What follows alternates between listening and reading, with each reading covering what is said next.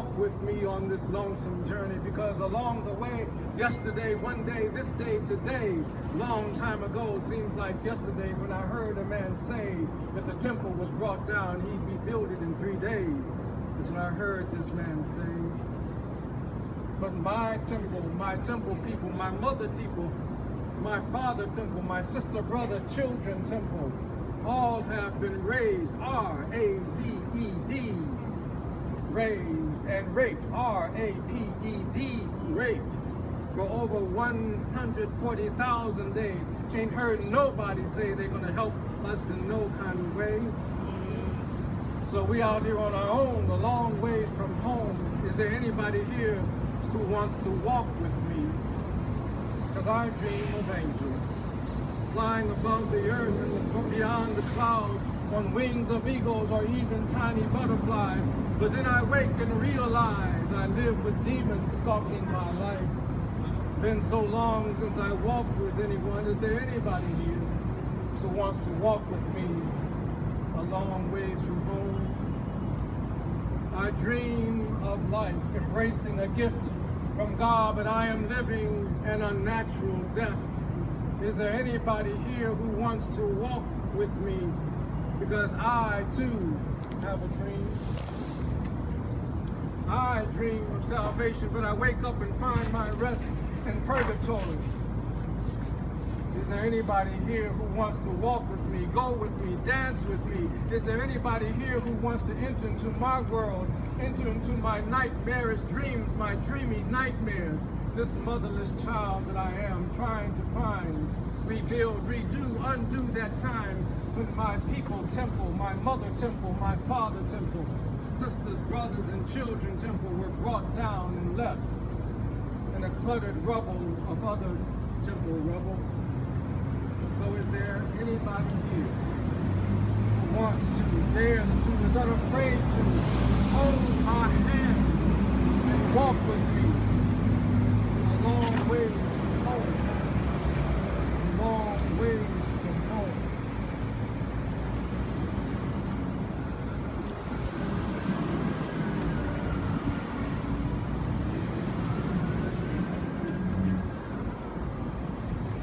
So the prophet Isaiah is here on the wall, and Prophet Gene had just spoken his.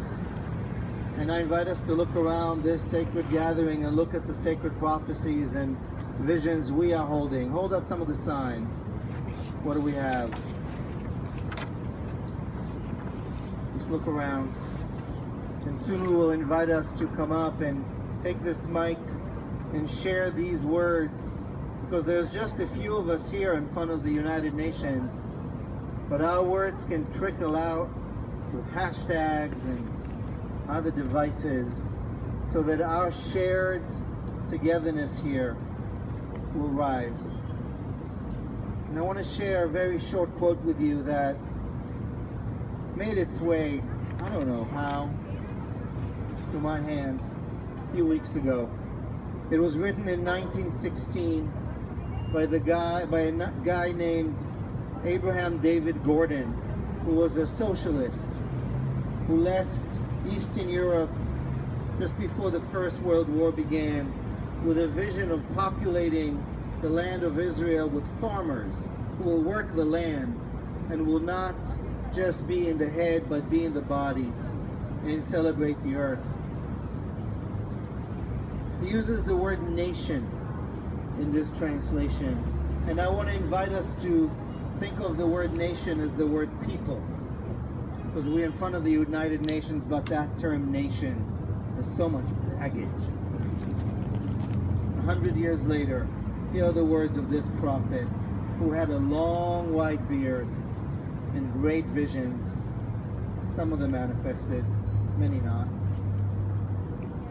If one day the prophetic vision of the end of warfare will come true, it will happen only through the mighty, humane, cosmic form of nationalism.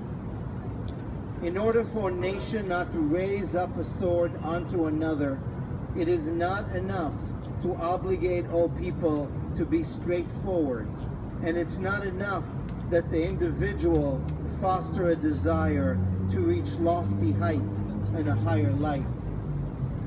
Each people must strive to be noble, to live a lofty, humane, and cosmic life. It is necessary for one people to feel the other's soul similarly to the way it can feel its own. Namely, each nation, each people must live and feel to the full extent that its soul can contain life and contain feeling. If the people, the nation, will strive for a noble life, it will most certainly create one, and will not need wars in order to obtain a full life. But the people, the nation, is creating only when it has the necessary space for creation. If a nation, a people, does not have space in order to build a temple, a house of prayer for all and every nation, it will then come to build prisons for itself and for others, and even for its own sons. Let us build temples and not build prisons. If we do not create, we destroy. Let us create temples, my sisters and my brothers. Let us not perpetuate and create prisons. So let's look around at these words of prophecy on this day of prophecy and vision. Embrace the different savor. Choose life. Education for women and girls. Include, listen, be compassionate. United Nation, there is no excuse for terrorism. Stop targeting Israel with resolutions when Iran, ISIS, Hezbollah, Syria sponsor terror. I choose love. I will choose love. I want to love and be loved. Leolam va'ed, forevermore. Yes, the children are safe. Where are we? Being able to say yes, the children are safe. All we need is love. Ahava, Yahava, love. More.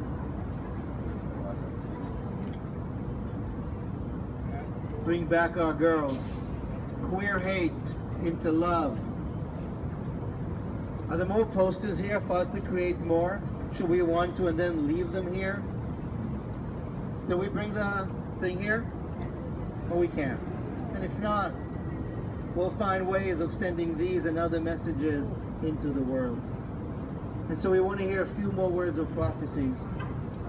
So Omer, we'd love to hear you. Please keep on sharing. We know you don't represent the Ummah of Islam, but you're here as a brother and as a teacher and as a prophet.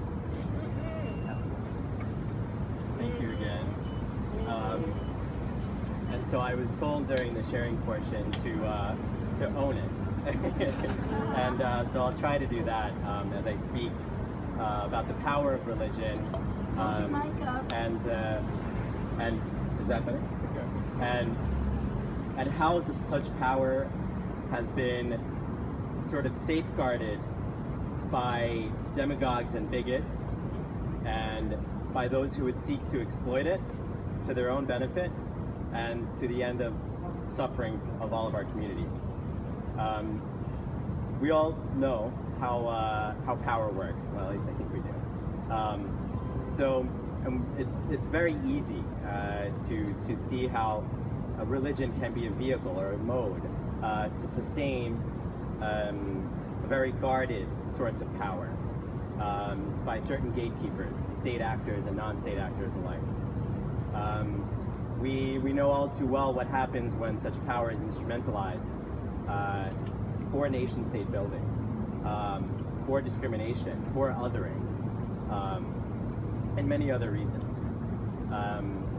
But we all know well how such power, when reclaimed and redistributed, can also empower us as civil society, as faith leaders, and as representatives and co-religionists of our faiths, and within our faiths, to question these gatekeepers, to reclaim that power, to access that source, that divine source of power that man has cordoned off and siloed and is usurping for the benefit of bigotry and discrimination, the end of propagating bigotry and discrimination. So what can we do moving forward as co-religionists and representatives of our faiths? We can be as loud as the bigots and as loud as the demagogues in our effort to reclaim power, to reclaim our religion, to act as our own, sorry, I didn't have anything prepared for this, but to be voices for the marginalized and excluded, to lend our advocacy to social justice movements that question the gatekeepers and their monopoly over such power. Thank you.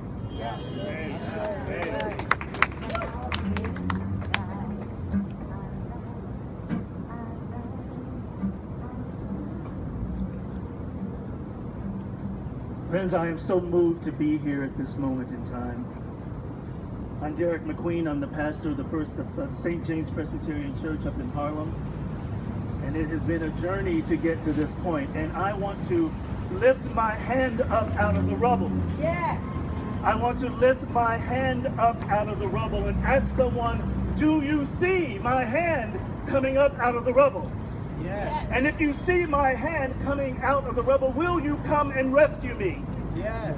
I lift my hand up out of the rubble, and with my last breath, before I can even cry for help, why is it that I have to ask, my hand is up, don't shoot? I just want to be rescued from the rubble. I want to be rescued from the rubble that is hatred, that is racism, that is all of the ills that plague our world today. And you know, when I get agitated and when I get upset and when I get moved, I try and find what is going to make me think that someone is going to grab my hand and help me up out of the rubble. And then I was moved this morning in church, where someone visited with their family. And this little boy came running through the church up and down the aisles. And I said, what's your name? And do you know what he told me his name was? His name is Phoenix. Phoenix. So when I lift my hand up out of the rubble and wonder who's going to lift me up, I need people to stop shooting at the phoenixes that are flapping their wings to bring me out to safety. Right. I need phoenixes to grab me and lift me to higher heights. But it's not just the hatred and police brutality. It's the system of hiding when we know that we've done wrong. We have to own when we do wrong. All of our police systems and all of our military systems just say, I made a mistake. I'm wrong.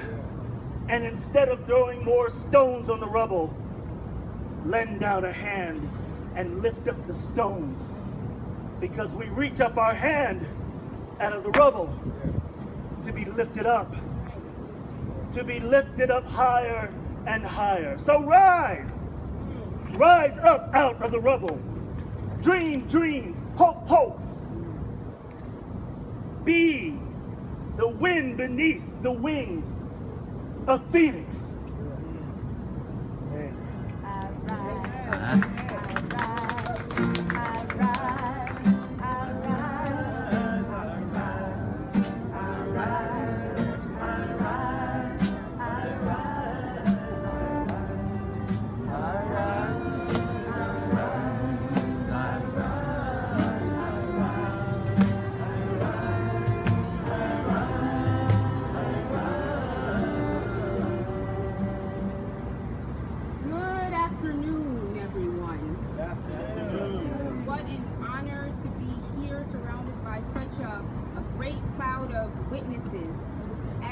Journey through lamentation and onward and upward toward hope. We are all here because we have been called, I believe, for such a time as this. Yes, there are prophets among us who have been sent by God to sound the alarm at such a time as this.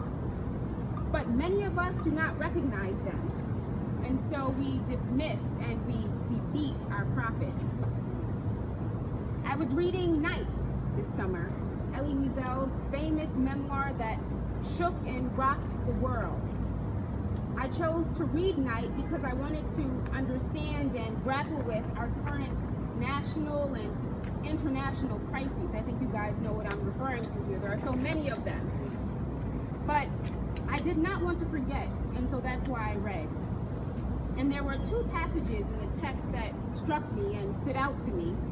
The first was the story of Moshe the beetle, who, along with the other foreign Jews, was among the first to experience and witness the terror that was Nazism. Moshe the beetle stood out to me because instead of fleeing the country, he returned home to warn his fellow people, his fellow Jews. I believe that Moshe was a fearless prophet. Now, there was another account that stood out to me in the text, and that second account was profoundly moving because it was the story of Miss Satcher. Miss Satcher rode the train with Wiesel and others who had not heeded Moshe's first warning, and thus had become sheep for the slaughter. Like Moshe the beetle, Miss Satcher became a vessel. God gave her an unshakable and recurring vision of flames, compelling her to sound her prophetic alarm. Fire! I see fire, she yelled on the train ride to the first camp. Now, as I read the accounts of Moshe and Miss Satcher, I could not help but think that they were ineffective not because they failed to listen to and channel God's voice, but because those around them did not recognize their prophetic power.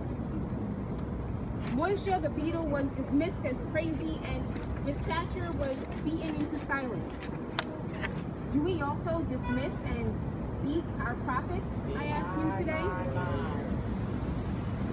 I ask this because I believe that God is not silent. God speaks even in the longest of nights. And there are indeed prophets among us who are yelling fire. I see fire. They are yelling fire in the streets of Ferguson, New York City, Baltimore, Detroit, Chicago, Baton Rouge, and Los Angeles. They are yelling fire in Brazil, Britain, Syria, and Burundi. They are yelling fire because they see the growing economic chasm between the rich and the poor, the erection of prisons of death, the growing xenophobia toward foreigners, and the many nameless and countless women who are rendered as invisible. My friends, today our hope is in this, that we would respond to the shouts that come from the prophets among us. Yeah. They are the fierce women and youth that stand on the front lines of the Black Lives Matter movement. They are the LGBTQI activists. They are ministers who will not stop screaming fire until they see justice done. Yes. Right. Our hope, my friends, is in them. For through them, I know, and I say I know, I emphasize that, I know that God speaks. Let us not